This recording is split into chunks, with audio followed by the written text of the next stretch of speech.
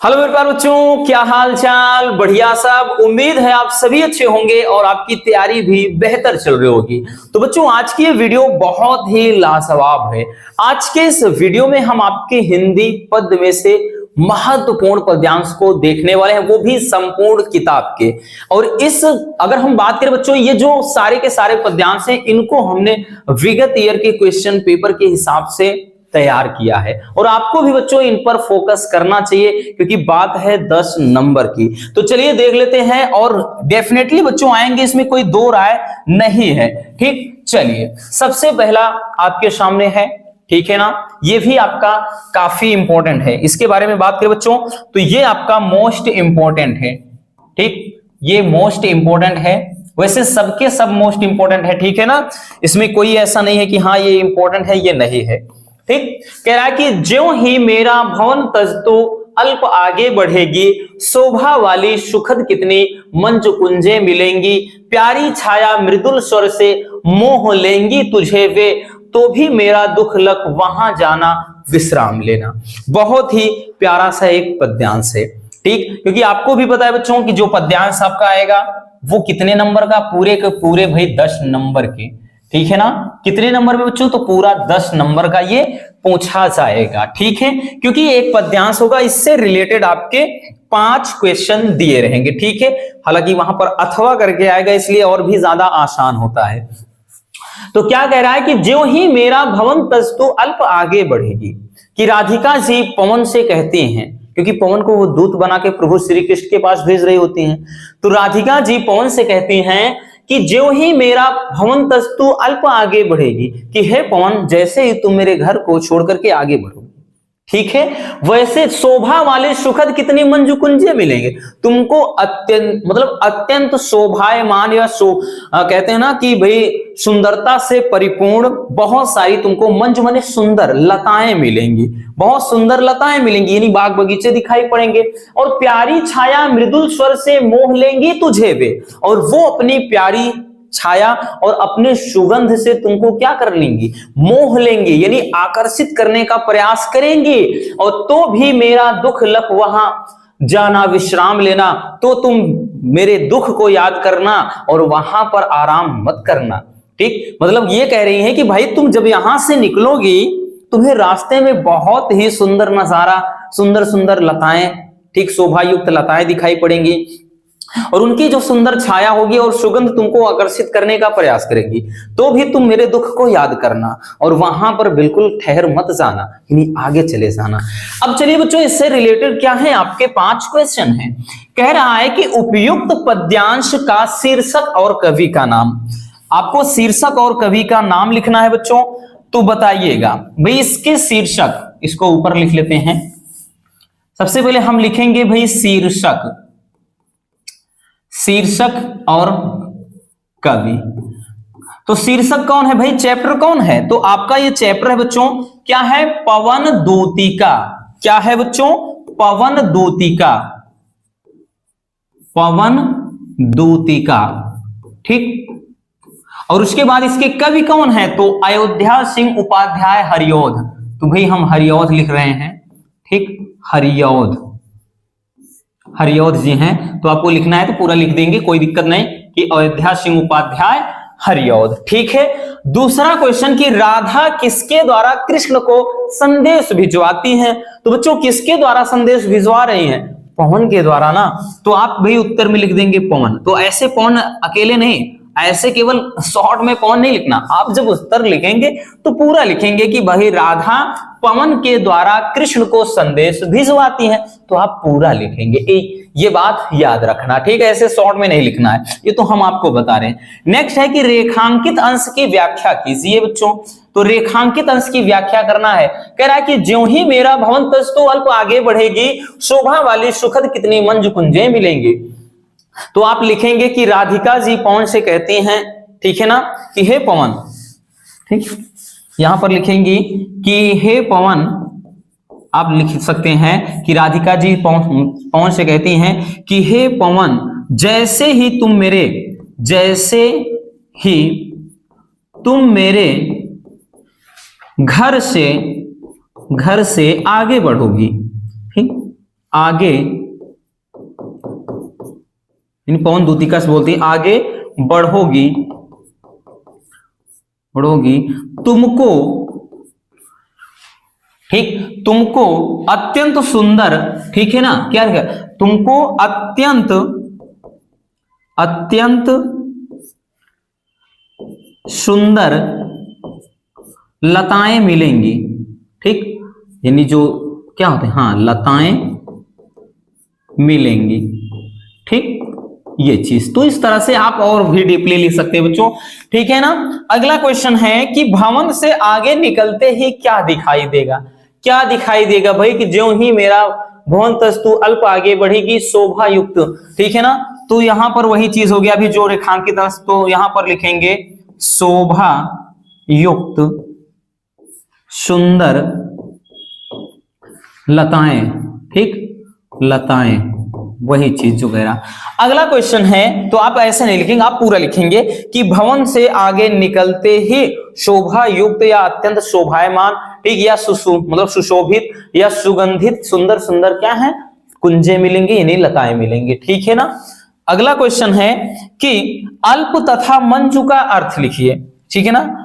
अल्प तथा मंजू का अर्थ लिखना है कि भाई अल्प मतलब क्या होता है और मंजू मतलब क्या होता है, दोनों का अर्थ आपको लिखना है, ठीक। तो देखिए बच्चों, अल्प का मतलब होता है थोड़ा, अल्प आगे बढ़ोगी यानी मेरे घर से थोड़ा आगे बढ़ोगी, वो चीज। मंजू का मतलब होता है बच्चों सुंदर, क्या होता है, सुंदर, ठीक, याद रखना। तो क्या हो जाएगा, अल्प का मतलब थोड़ा, मंजू का मतलब सुंदर। तो ये आपके हो गए इससे रिलेटेड प्रश्न, समझ में आया बच्चों। चलिए जल्दी से इसको स्क्रीनशॉट कर लो। यूं समझिए कि 2023 में किसी भी सेट में ये नहीं आया है, इसलिए हमने इसको रखा है, क्योंकि हमेशा आपका पेपर ही ऐसा सेट होता है जो अब की बार दिया है उसको अगले साल गैप करता है, तो भाई अगले साल क्या करता है, फिर से उसको दे देगा। तो इसी तरह से वो सेट करते रहते हैं, ठीक। अब ऐसा नहीं कि हाँ जो आ गया है वो नहीं आएगा, आएगा, जरूर आएगा, क्योंकि हिंदी में सबसे ज्यादा सेट 8-8, 10-10 सेट, 12-12 सेट बन जाते हैं, तो भाई कहां से देगा, सब उसी में इधर उधर घुमा के देता है। चलिए जल्दी से स्क्रीनशॉट कर लीजिए।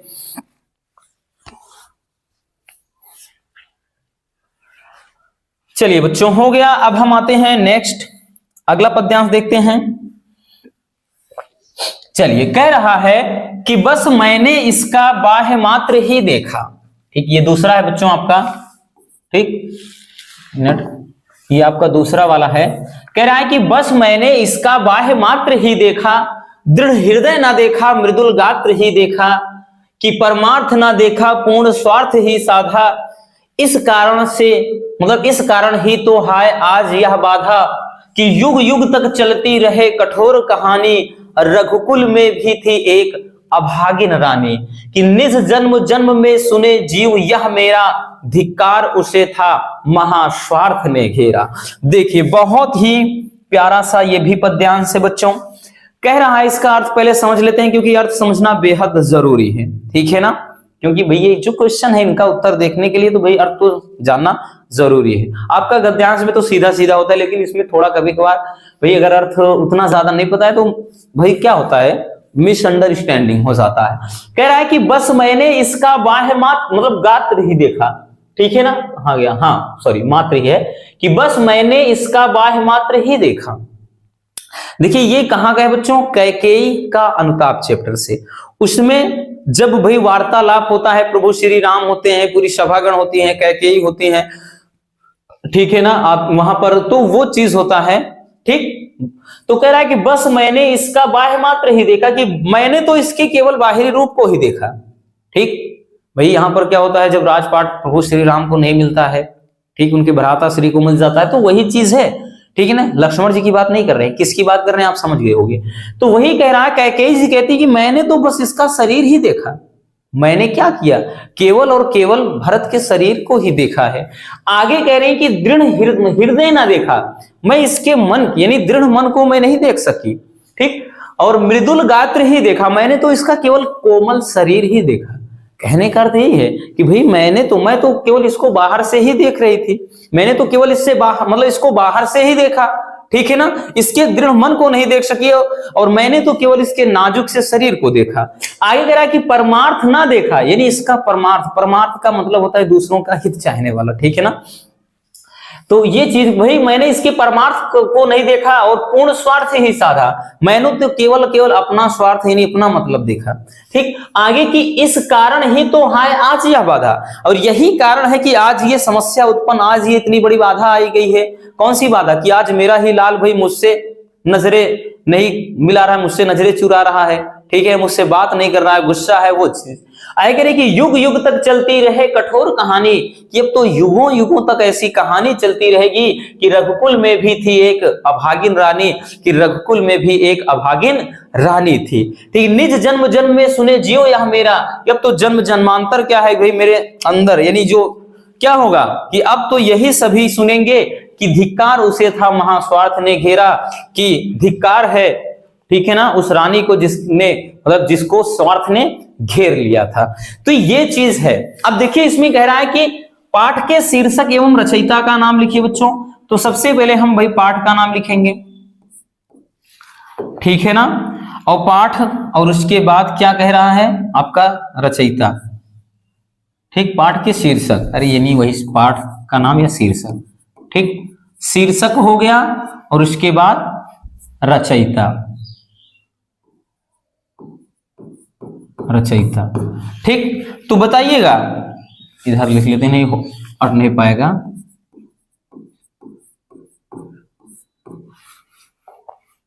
चलिए बच्चों, तो भाई कौन सा चैप्टर है? कैकेयी का अनुताप। कैकेयी, कैकेयी का अनुताप, अनुताप, अनुताप बोले तो पश्चाताप। रचयिता कौन से हैं भाई? मैथिली शरण गुप्त जी हैं। ठीक, मैथिली शरण गुप्त जी हैं, मैथिली शरण गुप्त जी हैं। अगला है, ध्यान से देखिएगा, अगला है कि किसे महास्वार्थ ने घेर लिया है। तो भाई महास्वार्थ ने किसे घेर लिया है? ठीक, किसको घेरा है बताइए? कैकेयी को घेर लिया। इसमें बताने की जरूरत क्या है? कैकेयी को, कैकेयी, ठीक है ना। तो आप ऐसे नहीं लिखेंगे, आप जब भी उत्तर लिखेंगे बच्चों पूरा कि कैकेयी को महास्वार्थ ने घेर लिया है। अगला है कि युग युग तक कौन सी कठोर कहानी चलती रहेगी। युगों युगों तक कौन सी कठोर कहानी चलेगी? तो कहा है ना बच्चों कि रघुकुल में भी थी एक अभागिन रानी। तो आप लिखेंगे कि भाई युगों युगों तक अब यही कहानी चलती रहेगी कि रघुकुल, रघुकुल में भी एक अभागिन रानी थी, अभागिन, एक अभागिन रानी थी। ठीक, आगे कह रहा है कि रेखांकित अंश की व्याख्या करना है। तो भाई पहला देखिए, बस मैंने बाह्य, इसका बाह्य मात्र ही देखा, दृढ़ हृदय ना देखा, मृदुल गात्र ही देखा। तो बच्चों इसको आप तो वही चीज लिख सकते हो ना, हमने तो अर्थ पहले ही एक्सप्लेन कर दिया है, बट आप सुन लीजिए और इसको लिखना पड़ेगा, लिख लीजिए कॉपी में, ठीक है। अब ये मत सोचिएगा एग्जाम नजदीक है अब लिखेंगे नहीं, बिल्कुल एकदम ये गंदी बात है, ऐसा नहीं करना है। आप लिखेंगे बच्चों कि यहां पर कैकेयी जी कहती हैं कि मैंने तो केवल भरत का शरीर ही देखा, यानी इसको बाहर से ही मैंने देखा, इसके दृढ़ मन को मैं नहीं देख सकी, और मैंने तो केवल और केवल इसके कोमल शरीर को ही देखा। बस इतना लिख देना है। ठीक, अगला है कि स्वार्थ और गात्र का अर्थ लिखिए। ठीक है, सब में बच्चों ऐसा आएगा आपका एक कि स्वार्थ, भाई स्वार्थ का मतलब क्या है? ठीक, तो स्वार्थ और उसके बाद दूसरा क्या है? गात्र। ध्यान समझिए, स्वार्थ का मतलब क्या होता है? तो स्वार्थ का मतलब है भाई, जैसे बोलते हैं ना कि मतलब, अपना मतलब इसको बोलते हैं, अपना मतलब, ये स्वार्थ होता है। ठीक, यानी अपना काम निकालना, अपने बारे में सोचना, वो स्वार्थ होता है। स्वार्थ का मतलब एक प्रकार का क्या होता है? वो लालच हो जाता है। गात्र का मतलब होता है शरीर। क्या होता है बच्चों? शरीर होता है। ठीक, ये चीज ध्यान देना। समझ में आया? चलिए जल्दी से इसको स्क्रीनशॉट कर लीजिए। चलिए बच्चों आगे देखते हैं। अगला क्या है, ध्यान से देखिएगा, बोल रहा है कि दुर्बलता का ही चिन्ह विशेष शपथ है। तो भाई इसको हमने इसलिए पिक किया है कि ये बहुत ही ज्यादा इंपॉर्टेंट है, ये वेरी इंपॉर्टेंट है बच्चों, इस पर स्टार लगाकर रखिएगा। ठीक, बोल रहा है कि दुर्बलता का ही चिन्ह विशेष शपथ है, पर अबला जन के लिए कौन सा पथ है। यदि मैं उकसाई गई भरत से हूं तो पति समान ही स्वयं पुत्र भी खो। ठीक है, देखिए ये कह रही हैं, कैकेयी कहती हैं कि दुर्बलता का ही चिन्ह विशेष शपथ है। वो प्रभु श्री राम से जब वार्तालाप कर रही होती हैं, बोलती हैं कि हे राम, कि दुर्बलता का ही चिन्ह विशेष शपथ है, कि जब कोई व्यक्ति शपथ लेता है, सौगंध खाता है, तो उससे उसकी दुर्बलता यानी कमजोरी का पता चलता है, लाचारी का पता चलता है। यानी कोई अगर आपके सामने गिड़गिड़ा रहा है, कसम खा रहा है, तो समझ लो वो लाचार है। वही चीज कह रही है कि भाई क्या है, शपथ से किसी व्यक्ति की दुर्बलता का पता चलता है, और पर अबला जन के लिए कौन सा पथ है। लेकिन अब मुझ अबला के लिए इसके अलावा कोई दूसरा रास्ता भी तो नहीं है, यानी मेरे अलावा तो भाई मेरे अब पास क्या है, केवल यही कसम खाने की, ठीक है ना, यही कसम मैं खा सकती हूँ, इसके अलावा भी और मैं कुछ भी नहीं कह सकती हूँ। आगे कह रहा है कि यदि मैं उकसाई गई भरत से हूं, कि हे राम तुमको लगता है कि मुझे भरत ने उकसाया है, ठीक यही कह रहे हैं कि अगर तुमको लगता है कि मुझे भरत ने उकसाया है तो पति समान ही स्वयं पुत्र भी खो। तो जिस तरह से मैंने अपने पति को खो दिया है, उसी तरह से अपने पुत्र को भी मैं खो दूं। बोलते नहीं यार, अगर मैं झूठ बोलूं तो मेरे साथ ये हो जाए, वो हो जाए। वही चीज कह रहे हैं कि अगर लगता है कि मुझे भरत ने उकसाया है, कि मैं भरत के कहने पर ये सब किया, मैंने आपको वनवास के लिए भेज दिया, ये कर दिया, ठीक है ना, तो वही कह रहे हैं कि अगर लगता है कि मुझे भरत ने उकसाया है, तो जिस तरह से मैंने पति को खोया है, मैं स्वयं पुत्र को भी खो दूं। ठीक है, ये चीज। अब चलिए चलते हैं बच्चों क्वेश्चन पर। क्वेश्चन क्या है रसगुल्लों, कह रहा है कि पद्यांश के पाठ और कवि का नाम। तो भाई ऐसे लिख देना है, पाठ और कवि। ठीक, तो पाठ कौन सा है तो बताने की जरूरत है नहीं, तो वही चैप्टर है कैकेयी का अनुताप। कैकेयी का अनुताप, अनुपात मत समझ लेना, अनुताप, अनुताप यानी पश्चाताप, ये चैप्टर है।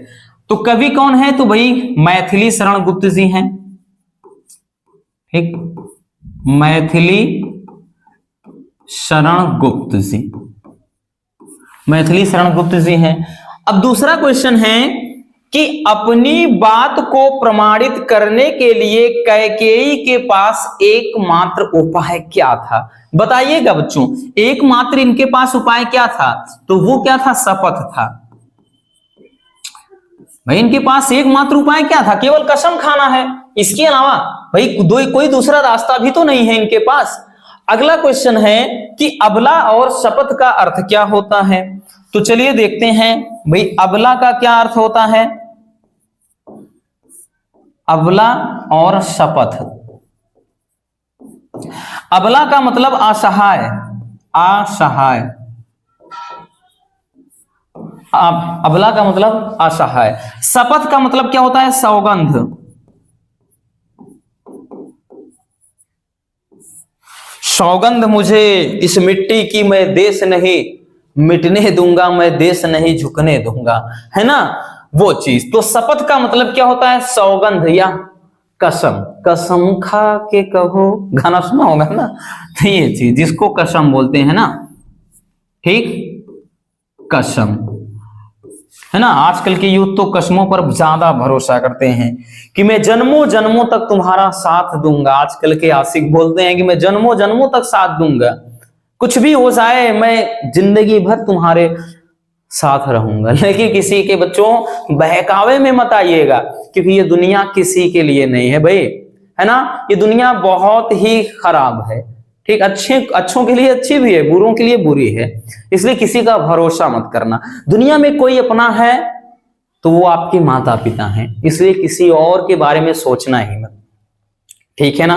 हमने देखा है भाई, कोई होते हैं कमेंट करते हैं, सर मेरा ब्रेकअप हो गया है, पढ़ने का जी ही नहीं कर रहा है, अब तो मेरी दुनिया ही जैसे बिछड़ गए। अरे किस दुनिया में जीरो हुआ, ये बस केवल दिखावे का है ना। दुनिया में प्यार मोहब्बत नाम की चीज नहीं है बच्चों। आप लोग समझते क्यों नहीं? ये सब लॉजिक समझा करो ना। बायोलॉजी में तो प्यार मोहब्बत के लिए कोई जगह ही नहीं है ना। आप कामयाब हो जाओ, पहले आपके पास वो काबिलियत हो जाए, है ना, तब जाकर के आप कुछ भी करिए। अभी आपके पास है क्या जो प्यार मोहब्बत में अपनी जिंदगी बर्बाद कर रहे हो? उसके बाद आप शायरी करना, उसके बाद आप, है ना, बहुत दिखावा करना, कुछ भी करना कि तू नहीं कोई और सही, कोई और नहीं कोई और सही। ये दुनिया बड़ी लंबी है, मिलेंगे लाख हंसी, इस जमाने में तू सनम अकेली तो नहीं। इसलिए किसी के जाने का गम मत मनाइएगा, है ना।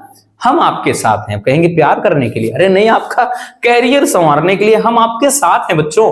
तो काहे का फालतू? आपके मम्मी भाई, आपके मम्मी पापा, है ना, माता पिता आपके साथ हैं, और क्या चाहिए आपको? फालतू के कामों में जिंदगी बर्बाद कर रहे हो कि सर ब्रेकअप हो गया, हम क्या करेंगे, जी पाएंगे का? अरे कहाँ का क्या बताएं। अगला है कि रेखांकित अंश की व्याख्या कीजिए। तो रेखांकित अंश क्या है भाई? ये कि दुर्बलता का ही चिन्ह विशेष शपथ है, पर अबला जन के लिए कौन सा पथ है? तो यहां पे लिखेंगे कैकेयी कहती, ध्यान से गौर से सुनिएगा बच्चों, वो चीज हम नहीं लिख रहे हैं। यहां पर लिखेंगे कि कैकेयी कहती हैं कि कसम खाने से किसी व्यक्ति की दुर्बलता का पता चलता है, ठीक, लेकिन अब मुझ अबला के लिए कोई दूसरा रास्ता भी तो नहीं है, ठीक है। वही चीज कह रही हैं कि भाई, क्या कह रही है बच्चों कि सौगंध लिख दे रहे हैं कि सौगंध से किसी व्यक्ति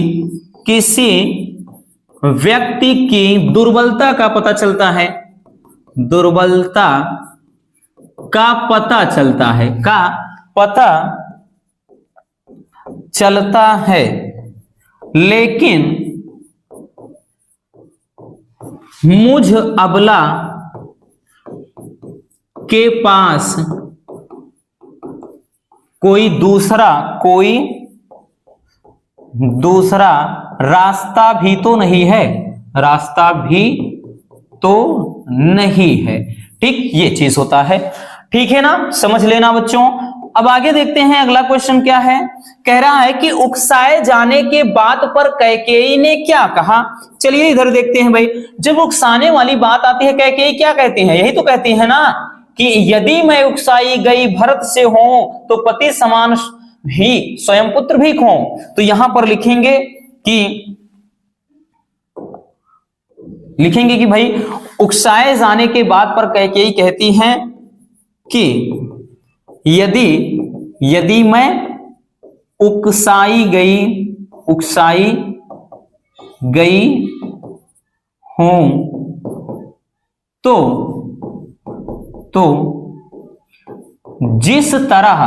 जिस तरह पति को खोया है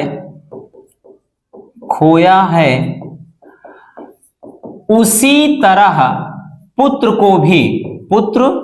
को भी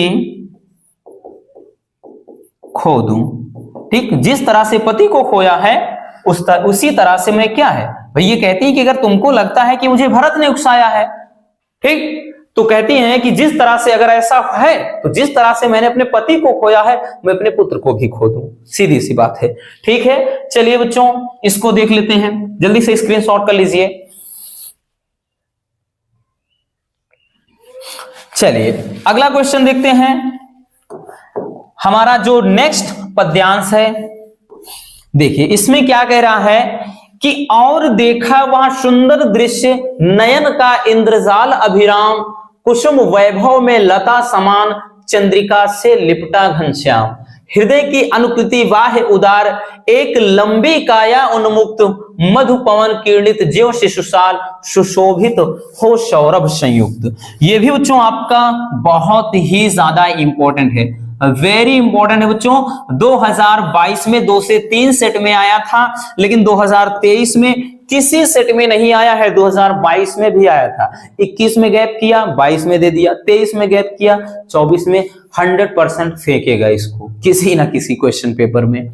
कह रहा है कि और देखा वहां सुंदर दृश्य, नयन का इंद्रजाल अभिराम। ये श्रद्धा और मनु चैप्टर से है कि जब मनु ने श्रद्धा की ओर देखा, जब मनु ने श्रद्धा की ओर देखा तो वो सुंदर नजारा, यानी इतनी सुंदर महिला देख करके, ठीक वही कह रहा, और देखा वहां सुंदर दृश्य, तो उस सुंदर दृश्य को देख करके उनको वो दृश्य इंद्रजाल यानी एक जादू के समान प्रतीत होता है। ठीक, एक जादू के समान प्रतीत होता है, यानी उनके आंखों को तो भाई यकीन ही नहीं होता है कि कोई सुंदर महिला इस तरह से हमारे सामने खड़ी है। आगे कह रहा है कि कुसुम वैभव में लता समान, यानी उसका जो सौंदर्य था वो ऐसा था, ऐसी वो प्रतीत हो रही थी कि जैसे कुसुम वैभव में लता समान, कि जैसे क्या है वो फूलों की लताओं से पूरी तरह परिपूर्ण हो, यानी लदी हुई हो, और चंद्रिका से लिपटा घनश्याम, और ऐसी प्रतीत हो रही जैसे भाई चांदनी को बादलों ने घेर लिया हो। कवि के क्या सुंदर विचार है ना। क्या बोल रहा है कि भाई जो उनका शरीर था, यानी श्रद्धा का जो सौंदर्य है, ऐसा प्रतीत होता है कि जैसे उसके शरीर पर कुसुम यानी फूलों की क्या है, लतर है, फूलों की लताएं उसको चारों तरफ से ढक रखी हैं, और ऐसा प्रतीत हो रहा था कि चंद्रिका से लिपटा घनश्याम, मानो चांदनी को या चंद्रमा को बादलों ने घेर लिया हो। ठीक है, चलिए आगे कह रहा है कि हृदय की अनुकृति बाह्य उदार, एक लंबी काया उन्मुक्त। ठीक, जब मतलब मनु श्रद्धा को देखते हैं तो जो भाई उनका जब शरीर देखते हैं तो हृदय की अनुकृति बाह्य उदार, ठीक, तो उसको देख करके उन मतलब क्या है, उदारता प्रकट हो रही थी, ऐसा प्रतीत हो रहा था भाई कि क्या है, बहुत ही उदार मन वाली है। और एक लंबी काया उन्मुक्त, यानी उनकी जो शरीर थी वो लंबी चौड़े थी, वो एक मतलब जो श्रद्धा होती है एक लंबी चौड़ी महिला थी। आगे कह रहा है कि मधु पवन किरणित ज्यों शिशुशाल, सुशोभित हो सौरभ संयुक्त, और जब वो वार्तालाप कर रही होती है, यानी जब वो मन से बातें कर रही होती हैं, तो ऐसा प्रतीत होता है कि मधु पवन किरणित ज्यों शिशुशाल, कि जैसे मधुर पवन में, ठीक है ना, जो यानी बसंत की बयार होती है, तो बसंत बयार में कोई साल का छोटा सा वृक्ष अठखेलियां ले रहा हो, यानी हिल डुल रहा हो या नाच रहा हो, और सुशोभित हो सौरभ संयुक्त, और चारों तरफ क्या है, सुगंध बिखेर रहा हो, तो उसी तरह से उनके शरीर से भी, उनका शरीर भी उसी तरह एक शिशु मतलब एक छोटे से साल के वृक्ष की तरह से उनका भी शरीर क्या है, सौंदर्य से परिपूर्ण था, और चारों तरफ सुगंध फैला रहा था। आई बात समझ में। चलिए अब पोस्टमार्टम करते हैं सारे क्वेश्चन का। पहला क्वेश्चन है कि पाठ, और भाई वही चीज, पाठ पद्यांश के पाठ और कवि का नाम। ठीक, तो बच्चों हम लिखेंगे पाठ, पाठ का नाम और उसके बाद कवि का नाम। और एक चीज रसगुल्लों और भी ध्यान रखना, जब वहां पर संदर्भ आए, मान लेते हैं अगर आपका पाठ वगैरह ना दिया रहे, इस तरह लिख दिया जाए कि प्रस्तुत पद्यांश का संदर्भ लिखिए, तो आप ऐसे लिखेंगे कि प्रस्तुत पद्यांश हमारी पाठ्य पुस्तक सामान्य हिंदी के इस चैप्टर से लिया गया है, इसके रचयिता ये हैं, ऐसे लिखेंगे। अदरवाइज जब ऐसा आए तब आपको पद्यांश में पूरा संदर्भ लिखने की जरूरत नहीं है, तब आप ऐसे पाठ हेडिंग बनाइए, शीर्षक दिया हो तो शीर्षक लिख दीजिए, बाकी यहाँ कवि हो या रचयिता हो जो कुछ भी हो तो ऐसे लिख दीजिए। तो भाई पाठ कौन सा है, तो ये पाठ है श्रद्धा मनु। कौन सा है बच्चों, श्रद्धा मनु। ठीक, श्रद्धा मनु है। कवि इसके कौन है, तो भाई जयशंकर प्रसाद जी हैं, जयशंकर प्रसाद। ठीक, जयशंकर प्रसाद जी हैं। बात समझ में आई। चलिए अगला क्वेश्चन कि जब मनु ने श्रद्धा की ओर देखा तो उनके आंखों का मतलब आंखों को वह दृश्य कैसा लगा। जाहिर सी बात है रसगुल्लों, भाई इसका आंसर ऊपर ही है, इंद्रजाल। इंद्रजाल का मतलब होता है भाई जादू, ठीक है ना, इंद्र का जाल अर्थात जादू। जादू वो वाला जादू नहीं जो धूप देखता था, है ना, कोई मिल गया मूवी में, वो जादू नहीं। यहां पर जादू का मतलब भाई उनको मतलब ये चीज चमत्कार लगा बस। ठीक, तो आप पूरा लिखेंगे भाई, जब भी उत्तर लिखेंगे बच्चों तो आप लिखेंगे कि जब मनु ने श्रद्धा की ओर देखा तो उनके आंखों को वह दृश्य जादू के समान लगा या जादू की तरह प्रतीत हुआ। बस ऐसे लिखेंगे, ऐसे डायरेक्टली जादू लिख के नहीं बगल हो जाएंगे, नहीं, इससे नंबर कट सकते हैं। ठीक है, याद रखना। अगला है कि रेखांकित अंश की व्याख्या कीजिए बच्चों। तो रेखांकित अंश की व्याख्या ये करना है कि कुसुम वैभव में लता समान, चंद्रिका से लिपटा घनश्याम। तो यहीं पर लिखेंगे कि श्रद्धा का सौंदर्य ऐसा था मानो मानो फूलों की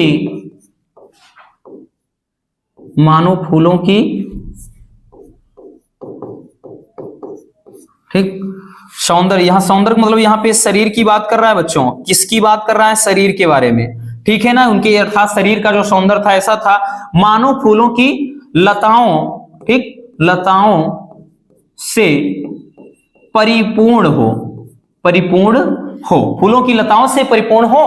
और फिर यहां पे तथा मानो बादलों में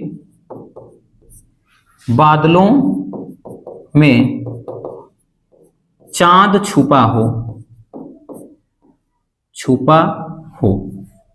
चांद छुपा हो, ठीक है ना। वही चीज तो कहा भाई कि जब वो देखते हैं तो भाई उनका शरीर यानी श्रद्धा का जो शरीर होता है देखकर ऐसा प्रतीत होता है उनका सौंदर्य कि मानो उनका जो पूरा शरीर है वो लताओं से यानी फूलों की लताओं ने उनको चारों तरफ से जकड़ लिया है। और इस तरह से प्रतीत होता है कि जैसे क्या है भाई कि बादलों में चांदनी छुपी हुई है, यानी बादलों ने चांदनी को घेर रखा हो, ठीक है। वही चीज तो श्रद्धा का सौंदर्य था, तो उनके शरीर का सौंदर्य ऐसा था कि मानो फूलों की लताओं से परिपूर्ण हो तथा मानो बादलों में चांद छुपा हुआ हो, ठीक है। चलिए अगला है घनश्याम का मतलब क्या है? बादल होता है। अगला है कि भाई साल के वृक्ष की तरह किसका शरीर सौंदर्य बिखेर रहा था? तो भाई किसका शरीर सौंदर्य बिखेर रहा था? बताने की जरूरत है ही नहीं, श्रद्धा का। तो आप पूरा आंसर लिखेंगे बच्चों, आप क्या लिखेंगे भाई? पूरा आंसर लिखेंगे इस तरफ कि साल के वृक्ष की तरह श्रद्धा का शरीर सौंदर्य बिखेर रहा था। आगे क्वेश्चन की इंद्रजाल और अभिराम, ठीक है। इंद्रजाल और अभिराम का अर्थ लिखना है बच्चों आपको, ठीक। किसका? इंद्रजाल, इंद्र का जाल, इंद्रजाल। तो भाई इंद्रजाल और उसके बाद अभिराम, अभिराम। तो इंद्रजाल का मतलब क्या होता है भाई? जादू, जादू तेरी नजर, हाँ। अभिराम का मतलब होता है सुंदर। क्या होता है बच्चों? सुंदर।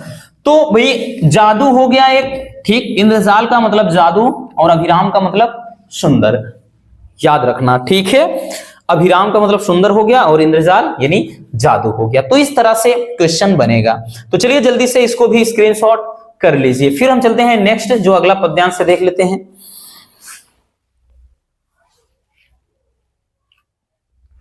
चलिए बच्चों अगला पद्यांश देखते हैं हम। हाँ, अगला पद्यांश क्या है? अगला पद्यांश कह रहा है कि सुख भोग खोजने आते सब, आए तुम करने सत्य खोज, और जग की मिट्टी के पुतले जन, तुम आत्मा के जन मन के मनोज। आगे कह रहा है जड़ता हिंसा स्पर्धा में भर चेतना, अहिंसा नम्र ओज, पशुता का पंकज बना दिया तुमने मानवता का सरोज। बहुत ही प्यारी सी लाइन है बच्चों, ठीक। ये किस चैप्टर से है? तो ये है भाई सुमित्रा नंदन पंत जी के द्वारा जो एक चैप्टर है बापू के प्रति, ठीक है। हालांकि उसमें नौका विहार और भी हैं, तो ये बापू के प्रति है। तो यहां पर कह रहा है सुख भोग खोजने आते सब, आए तुम करने सत्य खोज। कि हे बापू इस संसार में तो भाई सब सुख खोजने के लिए आते हैं। यानी जब किसी का जन्म होता है तो जब वो भाई बड़ा हो जाता है तो उसको केवल सुख चाहिए, बस उसी सुख चैन के लिए, सुकून के लिए वो पूरी जिंदगी बिता देता है। लेकिन कह रहा है कि आए तुम करने सत्य खोज, लेकिन आप तो सत्य की खोज करने आए हैं, आप तो सत्य की खोज करने आए थे, ठीक है ना। यानी आप ऐसे नहीं, सब यहां पर आते हैं सुख खोजने के लिए, लेकिन वही देखो कह रहा है लेकिन आप तो यहां सत्य की खोज में आए थे। आगे कह रहा है कि जग की मिट्टी के पुतले जन, और सब क्या है? ये जो मनुष्य हैं ये सब मिट्टी के पुतले हैं, सभी मनुष्य मिट्टी के पुतले की तरह हैं। यानी ये सब बस माटी के खिलौने हैं, बस एक दिन सब क्या है? इसी मिट्टी में मिल जाएंगे। यानी जिसने जन्म लिया है एक दिन वो मिट्टी में मिल जाएगा। कोई यहां पर बच्चों पूरी लाइफ टाइम यानी अनंत काल के लिए नहीं आया है। तो वही कह रहा है कि जग की मिट्टी के पुतले जन, सभी लोग इस संसार में सभी लोग मिट्टी के पुतले हैं, तुम आत्मा के जन। फिर कह रहा है कि तुम आत्मा के जन मन के मनोज, लेकिन कह रहा है कि तुम आत्मा के जन, लेकिन तुम्हारे अंदर तो एक सच्ची आत्मा निवास करती थी और मन के मनोज भी, और जो आप मतलब आपका जो मन था, ठीक, आपका जो मन था वो एक कमल के समान था। जैसे भाई आपका जैसे कमल हमारे मन को क्या करता है, एक सुकून प्रदान, भाई सुंदरता हम देख करके हमारे दिल को तसल्ली मिलती है। तो वही चीज कह रहा है कि मन के मनोज, ठीक है, मन के मनोज, लेकिन आप क्या थे, आप मन को सुकून देने वाले एक कमल के समान थे, ठीक है ना, आपके अंदर सच्ची आत्मा निवास करती थी और आप मन को सुकून देने वाले एक कमल के समान थे। आगे कह रहा है कि जड़ता हिंसा स्पर्धा में भर चेतना अहिंसा नम्र ओज। आपने देखिए जड़ता हिंसा स्पर्धा, स्पर्धा का मतलब क्या, प्रतिद्वंदिता होता है, स्पर्धा अंग्रेजी में जिसको कंपटीशन कहते हैं, में भर चेतना, आपने इसमें चेतना, ठीक है ना, चेतना एक नई उमंगे, नई मतलब दिशा निर्देश भर दिया। अहिंसा, अहिंसा मतलब अहिंसा को लाया, और नम्र ओज, और नम्रता से क्या किया भाई, ओज का मतलब प्रकाश होता है, चारों तरफ क्या किया, एक प्रकाश बिखेर दिया। आगे कह रहा है पशुता का पंकज बना दिया तुमने मानवता का सरोज। लेकिन कह रहा है कि आप भी, हालांकि आप भी इसी हिंसा स्पर्धा, इसी जड़ता में आप भी पैदा हुए हैं, ठीक, यानी आप भी इसी में पैदा हुए थे, लेकिन आप इस मानवता रूपी मतलब जो ये मतलब समुद्र है, ठीक है ना, यह जो सागर है या जल है, उसमें आप एक कमल की तरह से उपजे थे, आप एक कमल के समान थे। तो ये चीज है, ठीक है, बहुत ज्यादा आपको डीपली जाना है नहीं बच्चों, भले ही अर्थ निकालना ना आए उतना ज्यादा डोंट वरी, क्योंकि ये जो क्वेश्चन होते हैं इतना ज्यादा डीपली जाने की जरूरत ही नहीं है, लेकिन बस थोड़ा सा अर्थ आए इसलिए। कह रहा है कि भाई पद्यांश के पाठ और कवि का नाम लिखिए। तो बच्चों हम सबसे पहले पाठ लिखेंगे और उसके बाद लिखेंगे कवि, है ना। तो भाई पद्यांश यानी पाठ कौन सा है, तो ये है बापू के प्रति, बापू के प्रति, ये बापू के प्रति चैप्टर से है बच्चों, ठीक। और कवि कौन है, तो भाई सुमित्रा नंदन पंत जी हैं, ठीक, सुमित्रा नंदन पंत जी हैं, याद रखना, ठीक, सुमित्रा नंदन पंत जी हैं। आगे कह रहा है कि इस दुनिया में सब लोग क्या खोजने आते हैं, बताइएगा रसगुल्लों, क्या खोजने, तो भाई सुख खोजने, है ना, क्या खोजने आते हैं बबुआ, सुख खोजने, क्योंकि कह रहा है कि सुख भोग खोजने आते सब, इस संसार में सभी लोग जब आते हैं भाई वो सुख की ही तलाश में रहते हैं। तो ये आप पूरा लिखेंगे बच्चों कि इस दुनिया में सब लोग सुख खोजने आते हैं, सीधी सी बात। अगला कि स्पर्धा और अहिंसा का अर्थ लिखिए भाई। तो क्या है स्पर्धा, स्पर्धा की बात कर रहा है, स्पर्धा और अहिंसा, अहिंसा देखिए स्पर्धा का मतलब होता है प्रतिद्वंदिता, जिसको प्रतिद्वंदी बोलते हैं ना भाई, जो अपोजिशन होते हैं एक दूसरे के बीच में ही तो कंपटीशन होता है, तो इसको बोलते हैं प्रतिद्वंदिता, प्रतिद्वंदिता, ठीक, प्रतिद्वंदिता।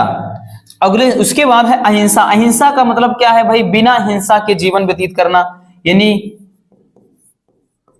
अहिंसा यानी बिना, ऐसे लिख सकते हैं, बिना लड़ाई, ठीक, झगड़े के,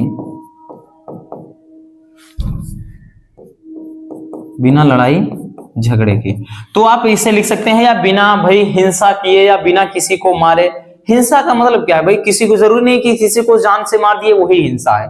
आप किसी को मेंटली डिस्टर्ब कर रहे हो, बहुत परेशान कर रहे हो, उसका जीवन ही एकदम दुश्वार कर दिए हो जीने के लिए, ठीक है ना, तो वो हिंसा ही है, वो सब हिंसा के अंदर ही आएगा, ठीक है ना। तो ये चीज किसी को भी टॉर्चर कर दिए तो वो हिंसा हो जाती है। अगला है कि रेखांकित अंश की व्याख्या करना है बच्चों। तो रेखांकित अंश की व्याख्या में भी हमने क्या बताया, यही तो बताया कि भाई कवि कहता है कि सुख भोग खोजने आते सब, ठीक है। तो लिखेंगे यहां पर कि हे बापू, हे बापू, इस संसार में सभी सुख खोजने आते हैं, सभी सुख खोजने आते हैं, सभी क्या है, सुख खोजने आते हैं, ठीक, ये चीज इधर है, सभी सुख खोजने आते हैं, लेकिन लेकिन आप सत्य की खोज में आए, सत्य की खोज में आए, ठीक है ना, आप सत्य की खोज में आए थे, ठीक है। अगला है कि मनुष्य क्या है, क्या है मनुष्य, बताइएगा बच्चों। जाहिर सी बात, इसके लिए देखने की जरूरत नहीं भाई, मनुष्य क्या है, तो कह रहा है कि जग की मिट्टी के पुतले सर। तो मनुष्य क्या है कि भाई क्या है, मिट्टी के पुतले हैं, सभी लोग किसके भाई, मिट्टी के पुतले हैं, मिट्टी के पुतले। भाई जितने भी जन हैं वो क्या है बच्चों, सभी के सभी मिट्टी के पुतले हैं, ठीक। ये चीज यानी जो आया है भाई उसको जाना है, लेकिन यहां पर देखिए आप नश्वर भी लिख सकते हैं, यानी जो क्या है, जिसका विनाश एक दिन होना होना है, ठीक। लेकिन यहां पर ऐसी बात नहीं, यहां पर वही क्या है कि भाई कि जग की मिट्टी के पुतले जन, तो जन का मतलब क्या है, लोग हैं। तो भाई वही चीज कह रहा है, जो लोग यहाँ या मनुष्य हैं वो क्या है, तो वो सब मिट्टी के पुतले हैं। बात समझ में आई। चलिए बच्चों जल्दी से इसको भी स्क्रीनशॉट कर लीजिए, ये भी बेहद इंपॉर्टेंट है, ठीक है। चलिए बच्चों अब देखते हैं अगला, अगला पद्यांश क्या है, चलिए वो देखते हैं। देखिए इसमें बोल रहा है कि मैं नीर भरी दुख की बदली, स्पंदन में चिर निष्पंद वसा, क्रंदन में आहत विश्व हंसा, नयनों में दीपक से जलते, पलकों में निर्झरणी मचले। बहुत ही प्यारा सा ये भी है बच्चों, कह रहा है कि मैं नीर भरी दुख की बदली, ठीक। ये महादेवी वर्मा के द्वारा रचित एक गीत है, उसमें कवित्री अपने दुख को प्रकट करते हुए कहती हैं, दुख को व्यक्त करते हुए कहती हैं कि मैं नीर भरी दुख की बदली, कि मैं क्या है, एक जैसे नीर, मैं जल की तरह भरी, मतलब जैसे नीर भरी दुख की बदली, यानी मैं दुख की बदलियों की तरह हूं, ठीक। मैं दुख की बदलियों की तरह हूं, और स्पंदन में चिर निष्पंदन मतलब निष्पंद बसा, ठीक। मेरे हृदय में क्या है, बस दुख दर्द पीड़ा तन्हाई गम यही भरा हुआ है। और क्रंदन में आहत विश्व हंसाई, तो मेरे रुदन यानी क्रंदन करने से ये मुझ पर, यानी मैं रो रही हूं, मेरे ऊपर दुख है, लेकिन ये पूरा संसार मेरा मजाक बना रहा है, यानी हंस रहा है।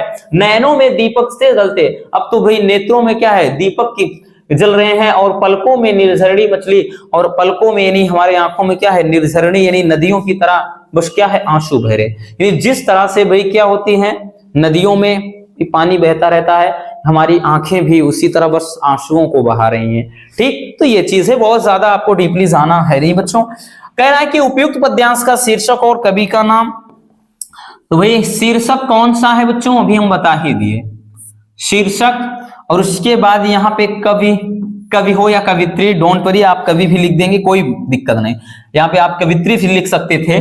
तो कवि मतलब शीर्षक क्या है, तो ये गीत, और गीत में भी बात करें तो गीत 3 पार्ट से, इसमें गीत 1, 2, 3 ऐसे भी है। कवि या कवित्री कौन है इसके, तो भाई है महादेवी वर्मा जी, महादेवी वर्मा, ठीक। तो महादेवी वर्मा जी है, ठीक है। अब कह रहा है बच्चों आगे देखिएगा, आगे ये बोल रहा है कि प्रस्तुत पंक्तियों में कवित्री ने स्वयं को क्या बताया है, तो भाई क्या बताया है, दुख की बदली, क्या बताया बच्चों, दुख की बदली। देखिए बदली या बदरी, दुख की बदली लिखेंगे ज्यादा बेहतर होगा, जो चीज कहा है।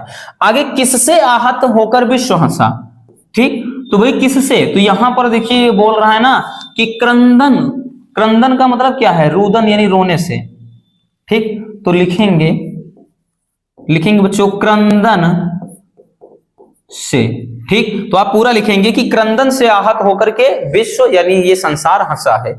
आगे की रेखांकित अंश की व्याख्या, ठीक। तो भाई यहां पर जो हमने बताया वही चीज आप लिख दीजिए, तो लिखेंगे कि कवित्री, एक मिनट लिखेंगे बच्चों, कवित्री,